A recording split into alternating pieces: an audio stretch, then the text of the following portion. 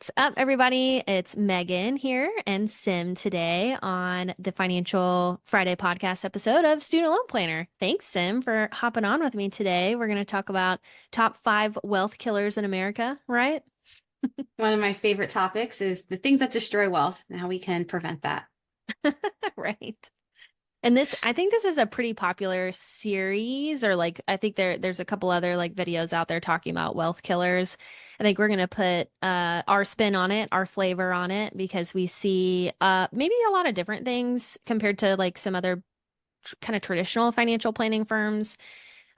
We work with a lot of folks who have student loans, obviously, and a lot of folks who are kind of in the earlier stages of their financial planning journey. So I'm curious, we'll see as we go through these things if we've got some similar wealth killers as what else is out there on the I think it's interwebs. I think it's important to note too that this is not just for like low income people. This can happen to Oh yeah. anybody. Like doesn't matter what your income is. These are things that like anybody can do or fall into. The saying is like money can't really buy happiness. That's not necessarily what I'm saying, but like, money doesn't mean like having a lot more money doesn't mean that you're never going to have to worry about money again. Like if we don't have the right money habits in place and like the right foundation of a like financial plan and like behaviorally we're not in a good place with our money, like any of these things could be traps for even the wealthiest like folks. So let's jump in. We've got five wealth killers to chat about. I think the first one on the list, I put this one first, credit card debt, because it's kind of like the lowest hanging fruit. Like credit cards are a wealth killer. Why is that? Or why do you think that is, Sam? I think it's so easy just to swipe the card and forget about it or to assume like, well, I have this line of credit. I can just use it. It's Hmm. kind of like out of sight, out of mind. So you're not necessarily like accountable if you're not paying attention to what you're spending. I'm a big fan of credit cards. I think they can be used strategically. I think that you can, get your points and get your miles and use that to build your wealth. But yeah, if you're like not looking at it, or if you're spending money you don't have, you're like, well, I don't really have this in Hmm. the bank. I'm just going to put it on my credit card. Well, you're kind of just borrowing against yourself in the future. Yeah. Yeah. And I mean, statistics are very interesting when it comes to credit card debt. I was looking at the most recent statistics from the Fed and from a couple different resources, but first quarter of 2024, there was 1.12 trillion outstanding credit card debt. Trillion with a T. Pretty fascinating, right? Like that's a big number. And according to TransUnion, which is one of the three credit reporting companies, the average credit card balance per customer rose from $5,733 in the first quarter of 2023. It rose to $6,218 in the first quarter of 2024, which probably makes sense, with the holidays being at the end of the year, travel, gifts, that kind of thing. So I could see why average balances might definitely increase around the beginning part of the year. But that's a lot, per month. I was doing the math on like how much interest would like what interest would cost on a balance of about 6,200. And the average interest rate, by the way, is 22.63%. And that was back as of February 2024, which I've seen some that are 29.99%, right? I was going to say Like, 22 seems like on the low end. I see a lot around 28, yes. 29 with my clients. Yes, 27%. I see a lot of them. And it's actually really hard to find your interest rate. You have to look at your statement, which a lot of us don't look at our statements anymore. We just have the app where we could see like what we owe, what we have to pay, the due date. They make it really simple. But if you open up and actually look at the statement in your document section, you have to kind of scroll down to multiple pages down below your transactions, and then it'll show you what your interest rate is. And the interest rate changes, by the way. Like, I don't know if everybody knows that, but with credit cards, interest rates change based on the market. And so what it was, 2 years ago when you opened the card might not be the case now. So average 22.63%, that's high, right? And the math on that, so let's say we had a balance of 6,000. Oh, actually, I did the math for the average balance for millennials, which the average balance for millennials was $6,521 credit card balance. So if we're paying interest on that, that's about $122 a month for a millennial right there, which that might not seem like a lot, but that's $122 you're paying the bank. right? Or like paying kind of like a premium for whatever you already spent money on. And like when you're making payments towards the credit card, like it's going to make it feel like you're not making as much progress because so much of that payment goes towards the interest cost. But what did you think about the breakdown of like average credit card balances by generations? I put Yeah, I was that just looking chart. at that. I'm like, this is so interesting. So Gen Z, youngest generation, and then silent generation, oldest generation, are both like on the lower end of like how much credit card debt they have. Gen Hmm. X has the highest with like 9,000, over 9,000. So almost three times as much as the other two. Well, for the silent generation, I think that's a little bit more self-explanatory. I think this is an older generation that maybe isn't necessarily as tech savvy. They're used to paying cash for certain things. And Hmm. plus, they also have a lot more wealth than the other groups, and so they are Yeah. probably less likely to run up debt. Gen Z is interesting, and I can guess that it's probably because of the rise of these different apps that people use to pay for things. So, like Cash App or Venmo that are attached to your bank account. So you're basically paying cash. It's a digital way Hmm. of paying cash. And so if you're doing that, you're less likely to put things on your credit card. That's my best guess. What do you think, Megan? Mm. Yeah. Hopefully it's just, maybe they've had access to like things like YouTube or things like even TikTok or like Instagram Reels that has a little more education around money. Maybe this is like the most optimistic way to think about it. Like maybe they're learning a little faster than the rest of our generations about money, because of Think the too that access. like a lot of them were born around like 1999 or 2000, and so these are people who are like 8 or 9 years old when the financial crisis happened in True. 2008. That's probably very salient. Like they probably remember their parents struggling during that time. A lot of people lost their jobs, lost a lot of assets in their retirement accounts. So I think they Hmm. also could have internalized like I don't want to be in that situation. That's true. That's a good point. That makes sense behaviorally because I think so. My great grandmother was alive during the Great Depression. She lived until her very late 90s, recently passed. She lived a really great life, but she lived through the Great Depression and she literally or her parents definitely did. They were adults, right, when that was going on. But she carried with her like behaviors from that. Even though she was a really young girl, she carried behaviors from that where she never threw anything away. Like it was used until it was falling apart. So like all her shoes, like they were like literally tearing at the soles before she would go and replace them or get a different shoe. She also, kind of on the reverse side of things, her pantry was always stocked, like always stocked to the brim with food because like they had such a food crisis back then in the Great Depression where like they weren't able to get access to food. So she always, to feel secure, had food on hand. Which she also gave to my grandmother. So this is my great grandmother. She passed to my grandmother, so my grandma's the same. My mom is the total opposite. It's kind of funny. She's like me. Like we're pretty scarce with groceries. We go when we have to. Um, but very That's so interesting, like funny. I actually behaviors. kind of grew up similarly, Megan. My grandma grew up during the Ukraine famine, and so it was all Oh about wow. food Yeah. and food being a resource. And so growing up in her house, because she basically raised me, it's like you had to eat everything on your plate. You couldn't waste like Hmm. anything. She would tell the story. And at first, when I was young, I thought she was being dramatic. I realized no, this is actually what happened. How like her and her cousins were like huddled over a piece of bread, and they were like so thankful to God they had this piece of bread. And so growing up, I had like a weird relationship too, where like I knew I was eating past the point where like I didn't want to eat anymore. So like I have a Hmm. better relationship with that now. But even now, I always make sure that my pantry is stocked. I'm like, is Hmm. everyone full? Like if I have guests over, is anyone hungry? Like total like Jewish grandma. Is everyone eating? Yeah, these are the things that you kind of grow up with. It's a generational trauma in a way. Yeah, yeah. Well, so with credit cards, like everybody knows that we shouldn't have credit card debt, right? Like we know we have to get out of it as soon as possible if we have it and to avoid it like the plague because it really is a wealth killer and how much interest it costs you. And there's so many misconceptions about credit card debt too. Like people will say, "Well, I have to carry a balance to make sure my credit is good." That's not true. You don't have to carry a balance and pay interest on the balance to maintain good credit. You just have to have on time in full monthly payments. You can pay the whole balance off every month to avoid that credit, or sorry, to avoid that interest cost, and you're going to maintain good credit that way. Really, the debt to income ratio is what can really kill like your credit score because if you've got a lot on the card compared to your available credit, your utilization rate looks bad. Like the credit card companies and like TransUnion, for example, they're looking at you and they're thinking like, dang, they're using a lot of their available credit. That's kind of risky. They Yeah, it's must kind need of it. sus, isn't it?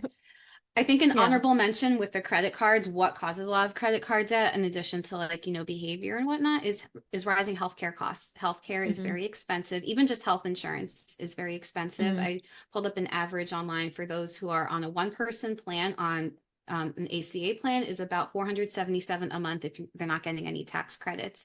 Very Yeah. expensive. And then it gets even worse if you're like in my situation, we had to be on Cobra for a couple of months because my husband was Hmm. changing jobs. Family of four, we were paying like high 700s, which is already bad. That's already very like Hmm. painful, right? Then we went on Cobra. It was almost, I kid you not, $2,500 a month just to My keep the God. same coverage. And it's just Oh. at that point, you're almost like, do I just like roll the dice? Am I really gonna like have a catastrophe? But like with two small kids, we're like, yeah, we'll just do it. Mm. But these are expenses where if you have, and that's just the premiums, that's not even including like copays, deductibles, max out of Hmm. pocket. Where does that go for someone who doesn't have an emergency fund? It's going to end up on your credit card. Yeah. Yeah. So the first line of defense against credit card debt, against this wealth killer, is emergency savings. Like, we literally cannot stress emergency savings enough. It's the most boring topic. It's money sitting in savings, hopefully a high yield savings account, right? Like earning interest, but it will save you. It will save you because credit card debt is worse than boring savings. So have about 3 to 6 months of necessary living expenses on hand. That's a good rule of thumb that can help prevent credit card debt if something unexpected comes up, or maybe income is impacted, or inflation, right? If we're getting adjusted to inflation. So don't let credit card debt be something that kills your ability to grow wealth as fast as you can. Next up, let's talk about cars. Oh gosh. I feel like I was just talking about cars the other day with someone. We were talking about like Teslas and mom minivans. Hmm. So cars, I would consider as another wealth killer. Most people do need transportation, right? Unless you live in a very large metropolitan area like New York City, for example. Maybe even I think parts of California. Well, no, LA, you have to have a car, right? So I like think you New do. York. Maybe Chicago, you could probably get away with like one car. But for a lot of cities, most cities, you require a car for transportation, right? So we have to drive one, but how can we prevent it from being a wealth killer? Well, some quick stats and we'll get into it. So auto balances hit 1.62 trillion in Q1 of 2024. So that's actually higher than the credit card debt balance from what we just talked about. Credit card debt balance was at 1.12 trillion. Average car balances hit 1.62, which it's now the second largest debt category behind mortgages.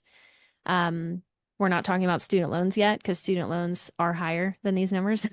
I know. I'm like putting a pin in it. I'm like, but wait, there's more. So, interestingly, Texas has the highest car loan balance. The average is 7,810. Averages are dangerous, right? There's some really low car balances, but there's also some really high car balances. My theory for Texas, tell me if you think this is a good theory or not, is all those big trucks out there. I was thinking Right. it's the trucks plus everything is really spread out. Yeah, that's true. Texas is massive too. Like Texas is a huge state, and Yeah. probably everyone in Texas needs a car for transportation. Like even if you live in Austin or Dallas, like you need a car for transportation still. I would think. So pretty interesting. That means the average car payment for new cars is about $738 a month. For used cars, it's a little less, 532,000 or thousand 532 a month according to Experian. The average new car costs an average of about 48,000 according to Cox Automotive. And average loan term, this was kind of interesting, was 67, almost 68 months. So longer than 5 years, which car loans used to standardly be like no more than 5 years, right? Do you remember when that was the case? Yeah. And you can get them like as high as 7 now, I've been seeing. Yeah, I think 7 is currently the highest. I hesitate because I think I saw an 8 year term. I think I I can't remember where or what bank, but I thought I You saw an think that 8-year we'll ever term. see them as long as mortgages? We'll see like a 15-year and a 30-year. Can you Gosh, imagine I all those really hope interest not. costs? I hope not. Because the average loan rate right now for a car is not super cheap. It's 7.18%, which is cheaper than credit card debt, but 7.18% is pretty high, like when we're talking about debt, because when but from a financial planning perspective, like when we think about and debt and interest rates and prioritizing what we should be like taking care of in a financial plan, like we look at the interest rate one, and if the interest rate is kind of in a gray area or over what we think we can make investing long term, that's a debt that we should be paying down sooner rather than later. Because if we were to take that extra money and invest it, we might not be able to catch up to what that debt is costing you. And 7.18 is gray area, kind of in that higher range where if we had a dollar to invest or to pay down the car, like, I don't know, I'd probably say the car. What would you say in this example? I would, for most of my clients, lean towards the car because one, that interest rate is pretty terrible and we're starting to get kind of close to like long-term returns in the market. Also Hmm. think about cash flow. Like if someone is on average paying over $700 a month, well, the faster you get that back in your cash flow, that's money that you can Hmm. take and throw back in the market. Yeah, that's a big, big car payment. So also interestingly, used car interest rates are even higher. They're at 11.93% according to Experian. And my hypothesis about that is they don't have as many like brand new like dealer sales, if that makes sense, or like financing deals, because for brand new cars, there's always some kind of deal, like 0% for 12 months or 0% for 18 months or something like that. So sometimes that can make like probably the weighted average like interest rate lower. Um, but also folks looking at used cars are looking probably for a lower priced car, something not like right off the lot that's the most expensive. Um, I don't know. I think I just thought that was really interesting because that's a big difference between new and used from an interest rate perspective.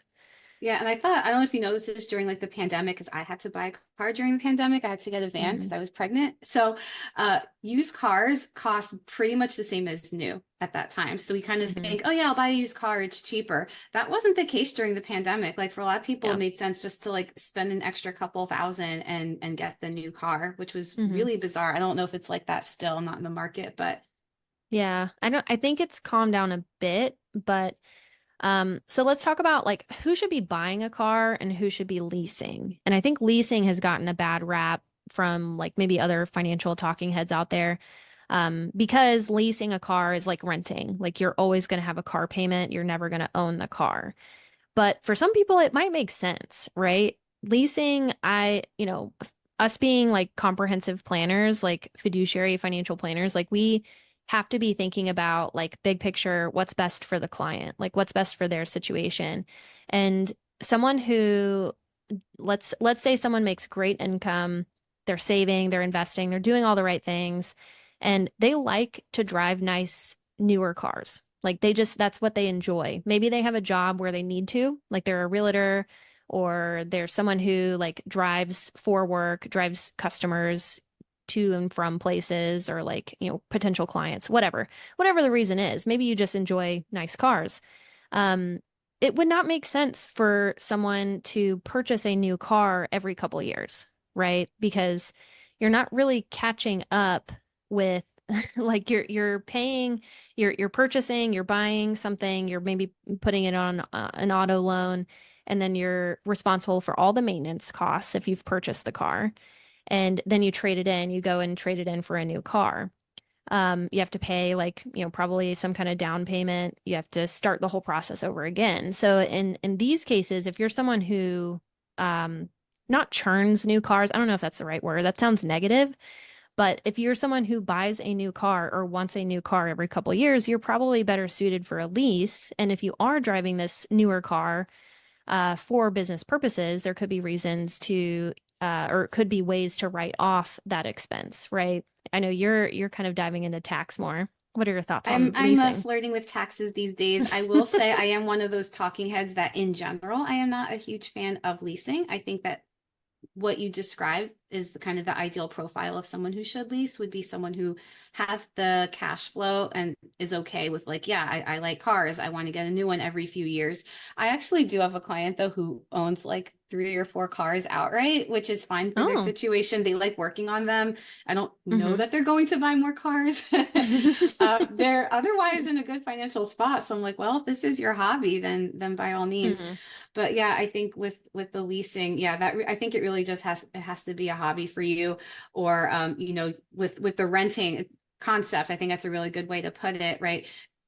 You're only responsible for so much, right? You're not going to have as much maintenance costs. You're kind of getting that car in its earlier years when there's less likely something to go wrong, and then you can always get it back to the dealer and then get something new again. So that's one way to keep costs low. I think we tend to forget about the maintenance costs. So that's another Hmm. area where leasing can be helpful. There are a lot of like TikTok videos right now about like, tax hacks with leasing, but it does need to be for, and I'm not an expert, so kind of don't quote me on this, but it does need to be for like like a bona fide business reason. You can't Hmm. just be like, oh, I'm just gonna like buy this car and lease it. It also depends on your business, right? Like, do you actually have a car that you can and should depreciate versus like leasing? So talk to your tax professional. There could be some hacks there, but in general, probably not the best idea for most people. And don't believe everything that you see on the internet. Right. Yeah. Be wary of advice that you're getting online. Hey, that means like listening to this, watching this video. This is general information. This is not specific advice for anybody. Specific advice comes with working with somebody who knows your situation, whether that be a CPA or a financial planner. Um, but yeah, going back to auto loan balances, auto loans, it can be a wealth killer if we're not building it into the plan smartly. Like, there's the other side of the spectrum where someone will purchase a car and they'll drive it into the ground. They'll drive it until it cannot be driven anymore. That's what I had done with my first car. So the car I got, and I drove in high school and college, through like the first couple years of my job. I literally drove it until the engine was leaking oil and it was going to cost way more to replace or to fix than it would be to just go and purchase a new vehicle. I think that's So, a good point because there's a lot of financial, gurus out there, and I'm putting that in quotes, and they're like, well, buy mhm, a really cheap clunker. I'm like, that's a mhm, wealth killer. You're going to spend so much money. Ask me how I know. fixing it. Sven, my first car, Honda Civic. I name all my cars. It was Sven. I love Sven, but he was a total money pit. We bought, it Hmm. was really cheap. I think we bought it for like a couple thousand. So that was really cheap. And we Hmm. spent more than that just repairing him. Yeah, yeah, repairs are pretty expensive.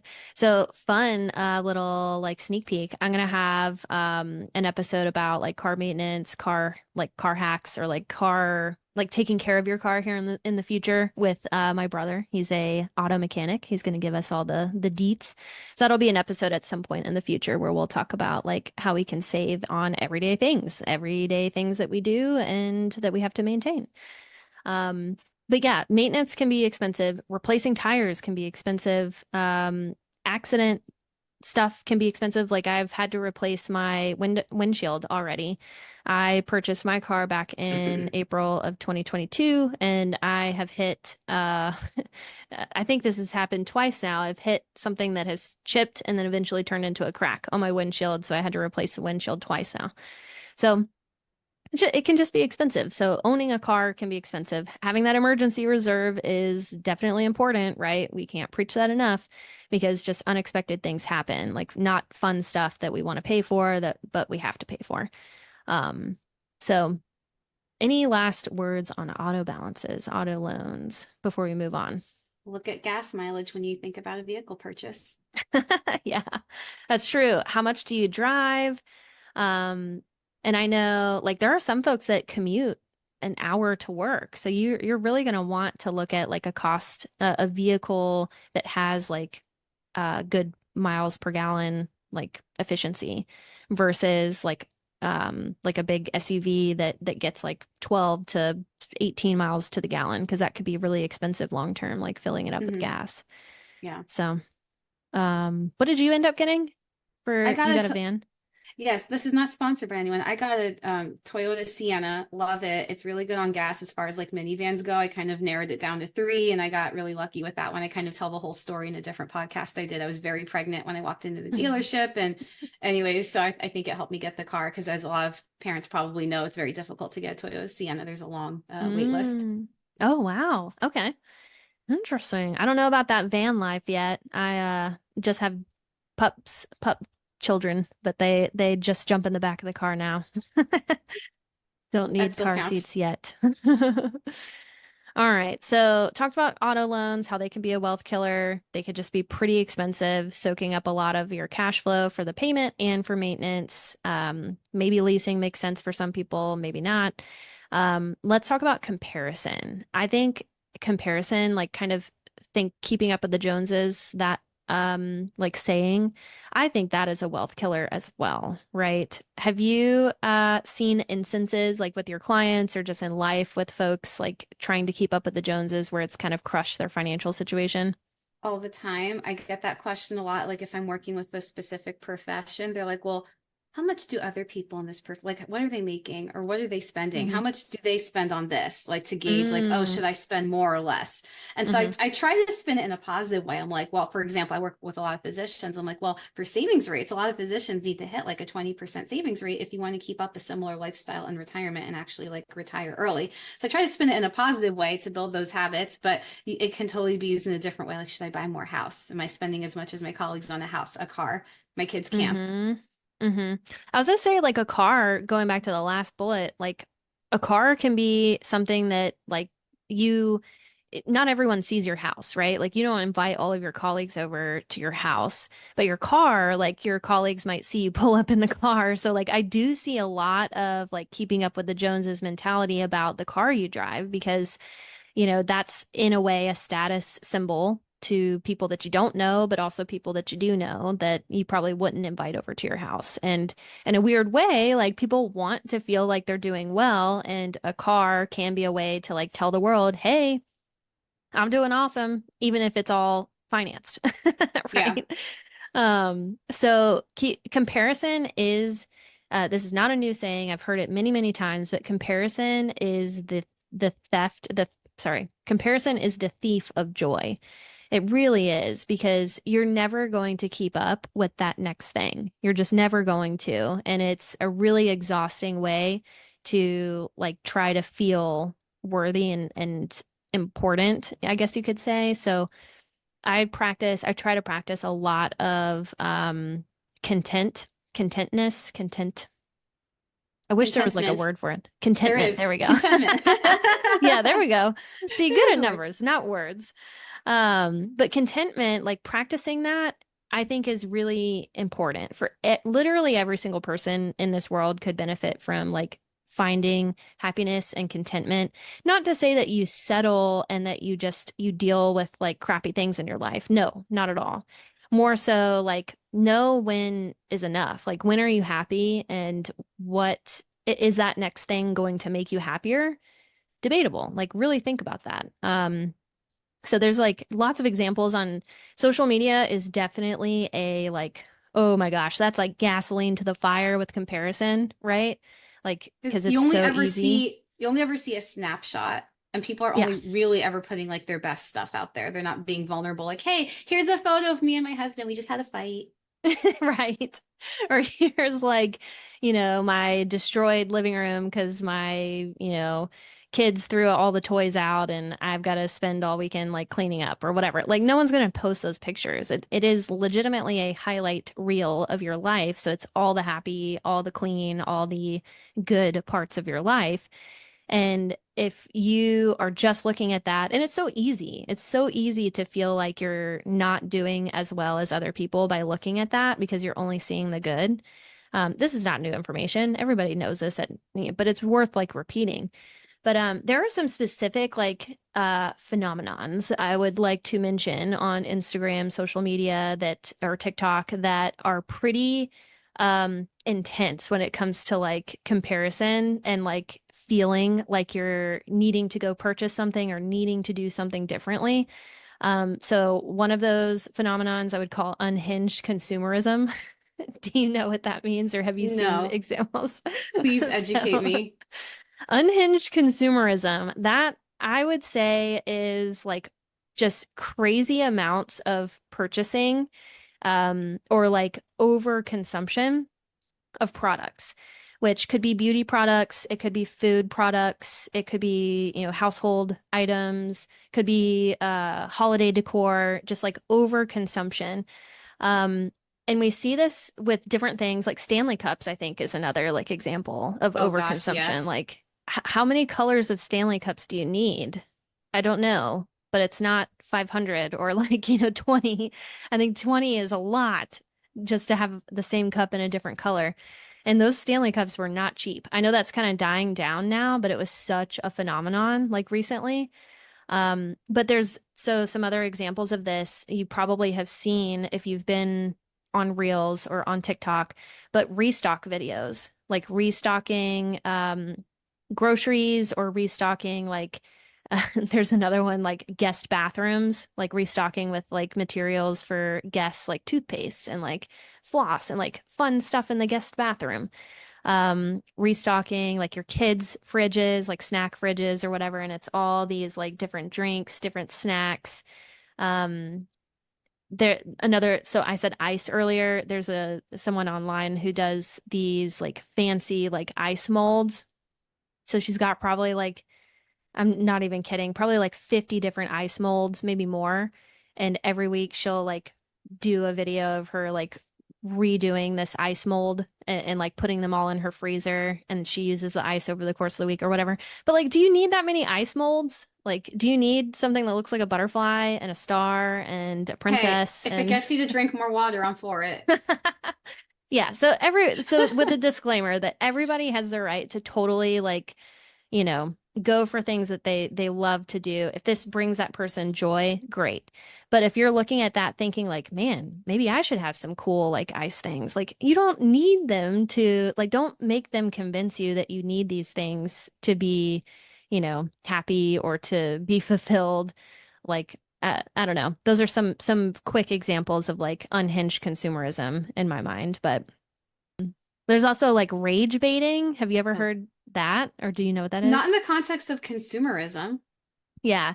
So this not totally consumerism, but rage baiting is also a way to like get your attention on a video, which their attention is currency, right? Online, attention is currency. So if you are kind of fired up about something you just saw, you fell into that rage baiting trap. And it's probably because they are on a platform selling something. So if you follow them or if you find out, you get on their email list or whatever it is, like eventually like you're going to be sold something. But rage baiting, an example is like, so this is an example of like overconsumption. There's another person or like a couple accounts where basically they make an exorbitant amount of food or a huge like literal like do you know what like a big Home Depot bucket looks like one Oh of those yeah. big, so like they'll make a coffee in that like thing. You know what I'm talking about? Like basically Yeah. it's like gallons of coffee, And gallons will of they like freeze it? creamer, sugar. No, they don't use it. They don't eat it. It's really just like to take the video and to That's so show. wasteful. Yes, so it's very wasteful. So again, going back to the the massive like overconsumption. Um, it's very wasteful and it's meant to like get people fired up. Like, what? Like, why would you purchase all those items and it's pretty much inedible or it's undrinkable and you can't save it? Why would you do that and it's for attention. Again, attention is currency. This is kind of meta, but maybe the real overconsumption is our social media use. That 100%. that was the real enemy the whole time. Yeah. But okay, so going off of the rant of like social media comparison traps, because they are traps, I would say. But you can apply this to anything. Like if you're comparing yourself to your neighbor who just bought a brand new car or who just, redid their house or just bought a bunch of new furniture, like comparison is really hard to keep up with if that's not the place of life that you're in, or if that wasn't even a goal of yours to begin with, right? If like redoing your whole house to match like there's another like trend, the sad beige mom. Oh trend. gosh, Like that I if know. if you're repainting your whole house beige and you're redoing all of your upholstery beige and like whatever, this is just silly. If that makes you happy, go for it. But like if you're being influenced when like you had no intention of making any of these changes, like we just have to pause and think about these things. Like, is this something that I want to do? Of course, like we want inspiration and we want help with like design ideas and thing or like, whatever you're doing in your life, you want some inspiration. But the point is really just to make sure that you're being true to what your goals are and you're not allowing like other external things to make you feel like you need to be doing something differently or more or something sooner than you originally would have to like take you off course of your goals. Because that's what it comes down to is like if comparison is making you not be able to afford saving as much as you need to save to really get to where you want to be, like being able to work 4 days a week or being able to retire at 55. Like if it's taking away from those bigger goals of yours, that's where it becomes problematic, right? Otherwise, it's fun, it's interesting. But when it takes you away from your goals, that's when it's problematic. I like the whole Marie Kondo. Does it spark joy? Maybe it Yeah, doesn't spark joy to have everything beige, or the new one is grayish, where it's like there's like a tints grayish. of gray, grayish, the Yeah. grayish trend. Maybe it doesn't spark joy for you. You have to Yeah. live in that house after you do it. Mm-hmm. Yeah. Yeah. So comparison, theft of wealth, I would say, if we're not grounded in our financial goals, if we're not committed to what we're trying to do. Don't get influenced to your detriment. So, next up, fourth on the list of a wealth killer, inflation, right?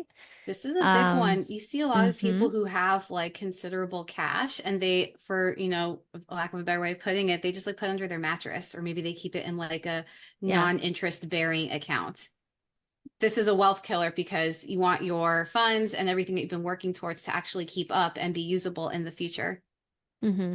What would be on average, like what would be the cost of like burying money in the backyard or putting money under a mattress? Like what is the cost to you per year?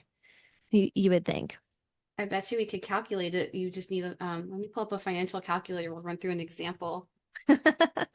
While you do that, I will remind, we did mention this on a prior podcast at some point, but I did have a client whose dad legitimately buried money in the backyard, like a big settlement that they got 10, 15 years ago or something, buried money in the backyard, probably so they wouldn't spend it, right?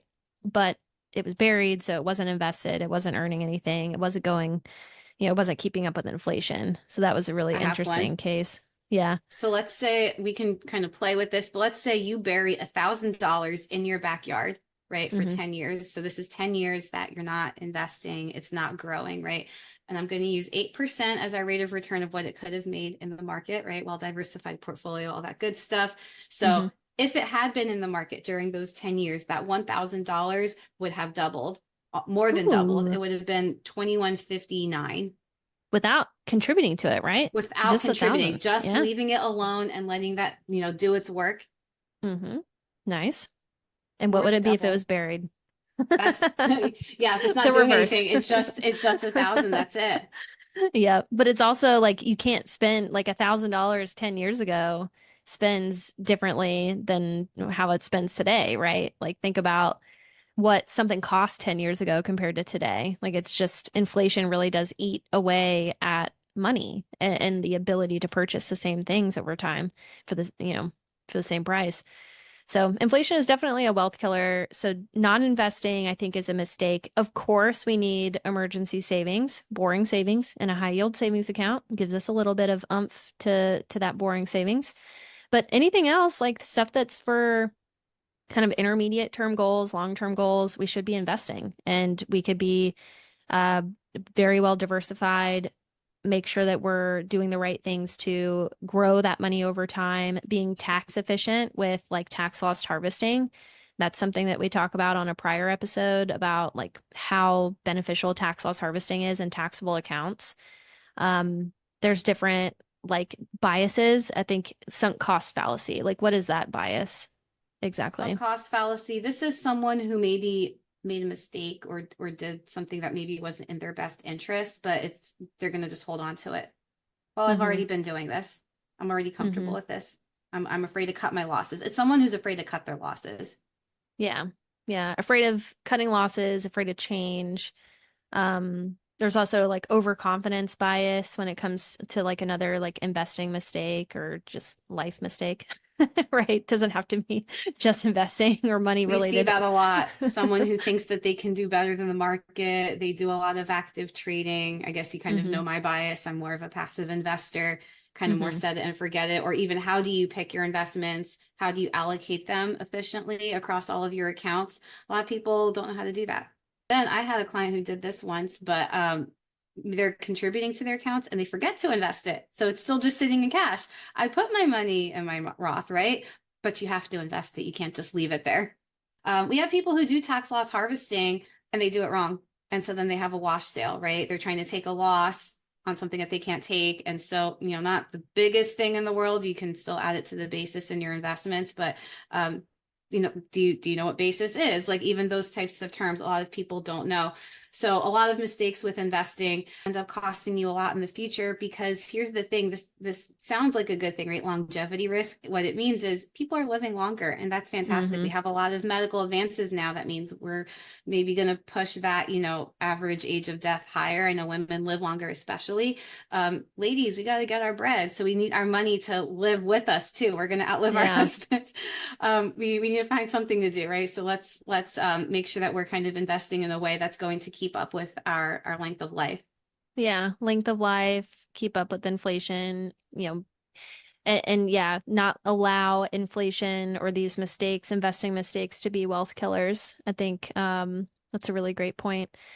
And we can't end this episode without talking about another wealth killer that everyone listening probably has, which is student loans, right? That's probably like what a lot of people think is a wealth killer, student loan debt.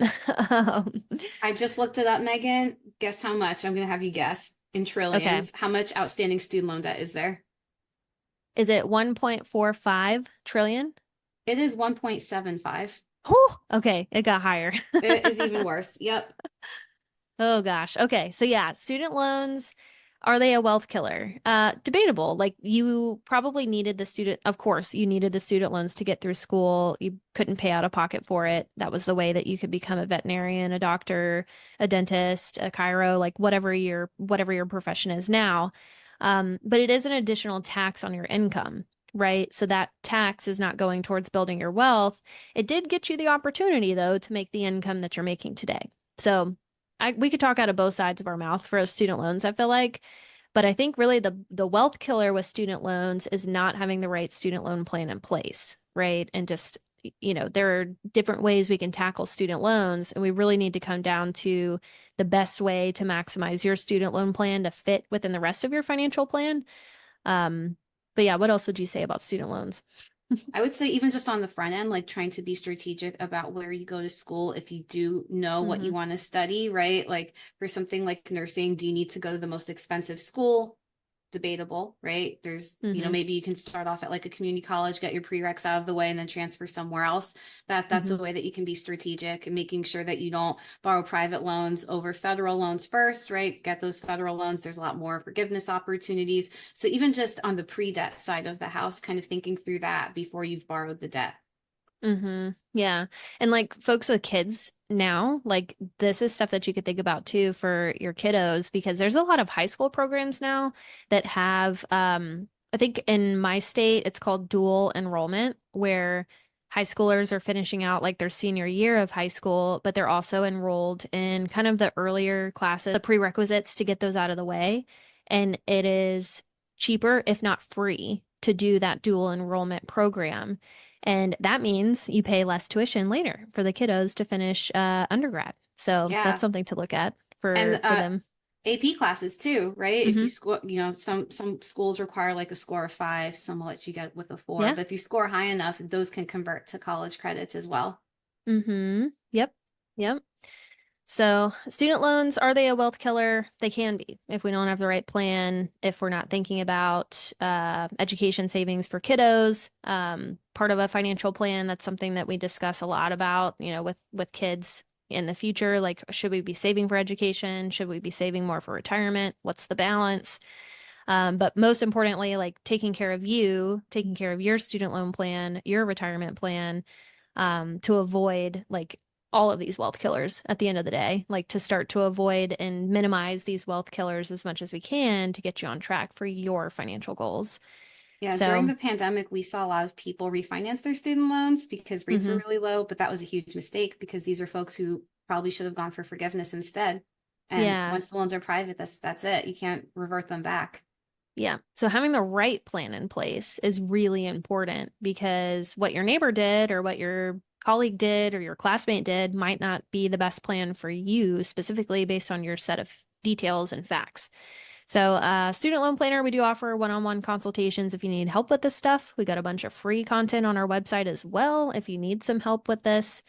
Calculators, blog content, things like that that can help you really move the needle on your plan to get that first step, I feel like, of getting going on your financial plan, like taking care of the student loans.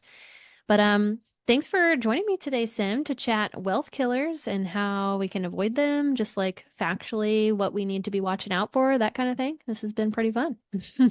I always am down to chat, and I wish everyone would take care of themselves first. And you are worthy, regardless of what your net worth says. hmm Well, thank you so much for tuning in today. Catch us on the next Friday episode and have a great weekend.